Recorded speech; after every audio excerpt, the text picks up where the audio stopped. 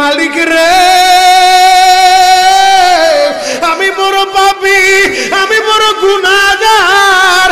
ও দয়ার আল্লাহ, আমি 10 বছর তোমার গোলামি করি নাই, আমি 20 বছর গোলামি করি নাই।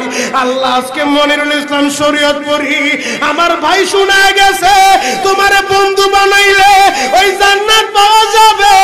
মালিক রে তুমি আমারে দাও না মাফ কইরা। যুবক রে যদি কেউ আল্লাহরে বন্ধু বানাইতে পারে তার কোনো আর চিন্তা নাই, তার চিন্তার কারণ নাই গো বাবা। এ যুবক ভাইরা, দাড়ি পাকা বাবাজিরা, সবাই আমার দিকে একটা নজর তাকান। এই যে দেখেন আমি হাতের ভিতরে আহারের টিস্যু দিয়া কাফনের মতো একটা দৃশ্য বানায় ফেললাম। এমন একটা কাপড় আপনার শরীরে একদিন উঠে যাবে, আমার শরীরেও একদিন উঠে যাবে।